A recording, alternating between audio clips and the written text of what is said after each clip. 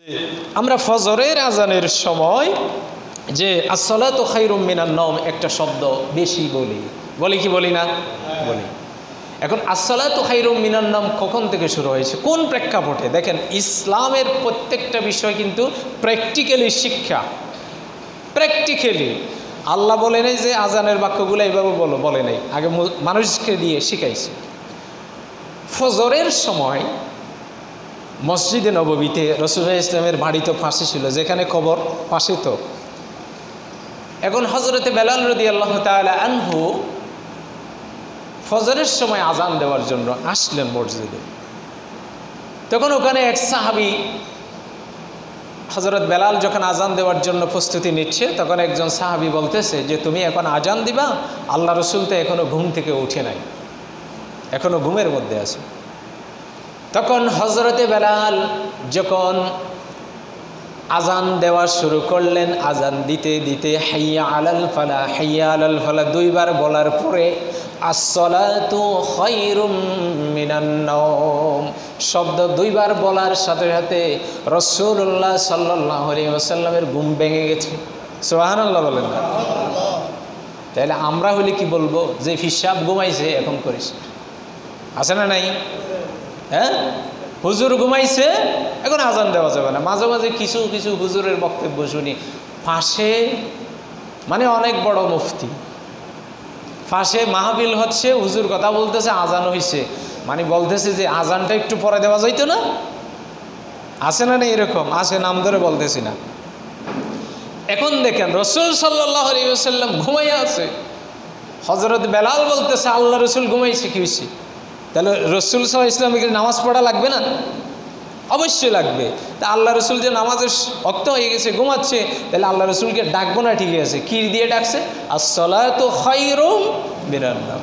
এই বাক্য শোনার পরে রাসূলুল্লাহ ইসলাম যখন ঘুম থেকে জাগ্রত হলেন, বলতেছে আজ থেকে প্রত্যেক দিন ফজরের নামাজের আজানের সময় এই বাক্যটুকু আলাদাভাবে বলতে হবে প্রত্যেক দিন।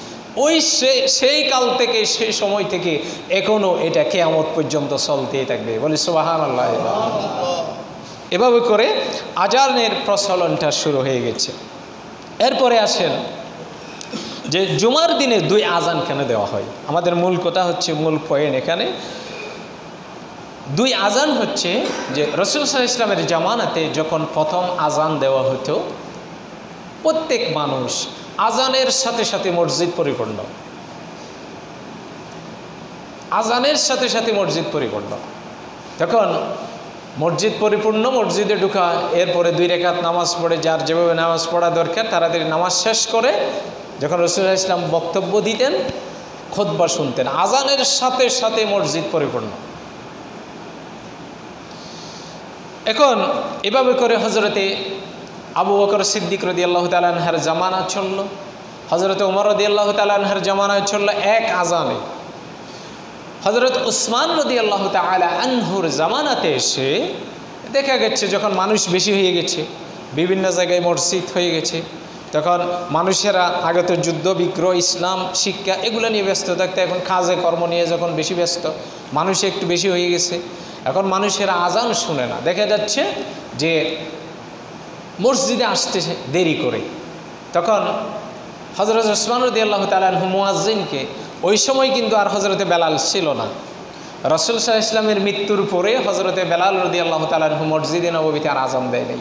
উনি একেবারে মানে ওই সিরিয়াতে চলে গিয়েছিল, যেহেতু রাসূল সাল্লাল্লাহু আলাইহি ওয়াসাল্লাম পাশে ঘুমায় আছে আর আমি আজান দেব, রাসূল সাল্লাল্লাহু আলাইহি ওয়াসাল্লাম আমার আজান শুনে মসজিদে আসবে না, তাই আমি আর এই মদিনাতে থাকবো না, আমি আজান দেব কিন্তু রাসূল নামাজের জন্য আসবে না, তাহলে আমি সেটা সহ্য করতে পারবো না, আমি দূরে কোথাও চলে যাব। এটা বলে উনি সিরিয়াতে চলে গিয়েছিল এবং সেখান থেকে প্রায় 100 বছর পরে মৃত্যুর আগে বৃদ্ধ বয়সে আবার এখানে এসেছিল, শেষে রাসূলুল্লাহ ইসলামের রওজা জিয়ারত করার জন্য। এটা আসতে গিয়ে পরে আবার যখন মদিনাতে আসলো, ওখানে আবার মৃত্যুবরণ করলেন। যাক, সেটা অন্য বিষয়, প্রসঙ্গক্রমে বললাম। এখন উসমান রাদিয়াল্লাহু তাআলা আনহু দেখতেছে মানুষেরা মসজিদে আসতে দেরি করে, আজানের পরে সাথে সাথে মসজিদে আসেন। তখন উনি করলেন কি, যে জাহরান নামক স্থানে ওনার যে বাড়ি ছিল, বাড়ির ছাদের উপরে উঠাইয়া মুয়াজ্জিনকে উঠাই দিলেন, ওখানে আজান দিত। এরপরে যখন সবাই মসজিদে উপস্থিত হতো আবার আজান দিত, তারপরে নামাজ শুরু হতো, জুমার খুতবা শুরু হতো, বক্তব্য শুরু হতো। তখন থেকে 2 আজান, এই যে 2 আজান প্রচলিত হয়েছে, ওই সময় কি সাহাবাই কেরামের সবাই ছিল না? কথা বলেন না, ছিল কি ছিল না? এটা পরামর্শক্রমে করেছে, এটা ওনার ব্যক্তিগত কোনো মত না, সিদ্ধান্ত না। এজন্য বাংলাদেশে কিছু কিছু আলেম আছে এবং আহলে হাদিসপন্থী যারা আছে, ওনারা বলে থাকে ওসমান রাদিয়াল্লাহু তাআলা আনহু এটা বেদাত করেছে, নাউজুবিল্লাহি মিন যালিক। যে ওসমান রাদিয়াল্লাহু তাআলা আনহু কি নিজে সিদ্ধান্ত নিয়ে, ওনার কি একক সিদ্ধান্ত নিয়ে এটা করেছে, নাকি সাহাবীদের সাথে পরামর্শ করে করেছে? সাহাবীদের সাথে পরামর্শ করে করেছে। তো যাই হোক, তো এটা হচ্ছে প্রেক্ষাপট অনুযায়ী, মানে মানুষ যেহেতু দেরি করতেছে, কিভাবে, যেহেতু মানুষ বেশি হয়ে গেছে, মানুষকে মসজিদে আনতে হবে, সেই প্রেক্ষাপট অনুযায়ী এই 2 আজানের প্রচলন হয়েছে। এটা চলতে আছে। হযরত আলী রাদিয়াল্লাহু তাআলা আনহুর জামানা, আমির মুআবিয়া রাদিয়াল্লাহু তাআলা আনহুর 20 বছর পর্যন্ত এই আজান। এরপরে আমির মুআবিয়া রাদিয়াল্লাহু তাআলা আনহুর মৃত্যুর পরে তার ছেলে ইয়াজিদ 4 বছর পর্যন্ত ছিল। ইয়াজিদ যখন মারা গেছে, তার ছেলে মুআবিয়া ইবনে ইয়াজিদ, শুনেন, মুআবিয়া ইবনে ইয়াজিদ 40 দিন পর্যন্ত ক্ষমতায় ছিল। 40 দিন ক্ষমতা থাকার সময় একদিন হঠাৎ করে তার মৃত লাশটা তার বাড়ির ভিতরে পাওয়া গেছে। কিভাবে মৃত্যু হয়েছে এগুলো ইতিহাসে বা কোথাও এরকম স্পষ্ট কোনো দলিল দিয়ে এটা পাওয়া যায় না, কিন্তু তার লাশটা বাড়ির ভিতরে পাওয়া গেছে মৃত 40 দিন পর্যন্ত। মুআবিয়ার ছেলে অর্থাৎ ইয়াজিদের ছেলে মুআবিয়া ইবনে ইয়াজিদ, অর্থাৎ মুআবিয়ার নাতি মুআবিয়া, ওইভাবে তারা নামগুলো রাখত। এখন ওই সময় এখন ইয়াজিদের ছেলে যেহেতু মৃত্যুবরণ করেছে, ইয়াজিদের স্ত্রী ছিল যুবতী, আর ইয়াজিদের একেবারে দেহরক্ষী ছিল, মানে পার্সোনাল পিএস যে সে ছিল যে মারওয়ান। এখন মারওয়ান কি করেছে, ইয়াজিদের স্ত্রীকে বিবাহ করেছে। ইয়াজিদের স্ত্রীকে বিবাহ করার পরে ইয়াজিদের আরেকটা ছেলে ছিল আব্দুল্লাহ বিন ইয়াজিদ নামে, এবং মারওয়ানের একটি ছেলে ছিল আব্দুল্লাহ ইবনে মারওয়ান। এখন আব্দুল্লাহ ইবনে ইয়াজিদ মারওয়ান কি করেছে, যখন মারওয়ান বৃদ্ধ হয়ে গেছে, সে বুঝতেছে সে ক্ষমতা নিয়েছে, যেহেতু আব্দুল্লাহ বিন ইয়াজিদ যে ছিল সে ছিল একটু নাবালক, বয়স কম, ক্ষমতা চালাইতে পারবে না, রাষ্ট্র চালাইতে পারবে না, সে কারণে সে কী করেছে, মারওয়ান এখন শাসন কার্য পরিচালনা করতেছে।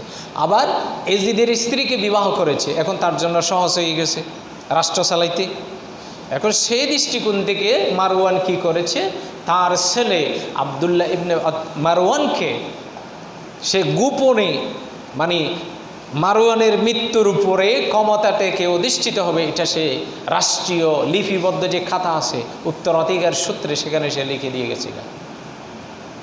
এখন ইয়াজিদের স্ত্রী যখন জানলো, অর্থাৎ তখন তো মারওয়ানকে বিবাহ করেছে, সে ছিল বৃদ্ধ, ইয়াজিদের স্ত্রী ছিল একেবারে জোয়ান, তখন সে বলছে যে তুমি আমার ছেলেকে, যেহেতু ইয়াজিদের একটা ছেলে ছিল ওই সময় নাবালেক ছিল, তুমি আমার ছেলেকে ক্ষমতা না দিয়া তোমার ছেলেকে দিছ, আব্দুল্লাহ বিন মারওয়ানকে দিয়ে দিছে। তখন সে কী করেছে, একদিন ঘুমের মধ্যে ওই ইয়াজিদের স্ত্রী মারওয়ানকে বালিশ চাপা দিয়ে হত্যা করে ফেলছে। তখন পরবর্তীতে দেখা গেছে যারা ওখানে সচিব যারা ছিল, অন্যান্য দায়িত্বশীল যারা ছিল, মন্ত্রী যারা ছিল, এরা ওই যে রাষ্ট্রীয় উত্তরাধিকার সূত্রে ক্ষমতা পরবর্তীতে কে পাবে এটা নিয়ে দেখতেছে, তখন আব্দুল্লাহ বিন মারওয়ানকে দিয়ে এসেছে। এখন পরবর্তীতে আব্দুল্লাহ বিন মারওয়ান কোনো না কোনো ক্রমে ক্ষমতা থেকে হয়ে গেছে, পরবর্তীতে আবার হিশাম ইবনে মারওয়ান ক্ষমতায় অধিষ্ঠিত হয়েছে। এই হিশাম ইবনে মারওয়ানের জামানায় এই সময় পর্যন্ত কিন্তু 2 আজান প্রচলিত ছিল, মানে 2টা আজান দেওয়া হতো। এখন হিশাম ইবনে, যেমন হযরত ওসমান রাদিয়াল্লাহু তাআলা আনহুর জামানাতে 2 আজান উচ্চস্বরে মাইকে দেওয়া হতো। হিশাম ইবনে মারওয়ান ক্ষমতায় যাওয়া পর্যন্ত 2 আজান উচ্চস্বরে দেওয়া হতো। এখন আমাদের সময়ে আছে 1 আজান উচ্চস্বরে মাইকে দেয়, আরেকটা এখানে দেয় মসজিদের ভিতরে, এটা প্রচলন আছে না না? এখন এটা কোথায় থেকে আসছে আমি সেই কথা বলতেছি, যে একটাতে মাইকে দেয় যাতে সবাই শোনে, আর একটা তো শুধু মসজিদের ভিতরে দেয়, যারা মসজিদে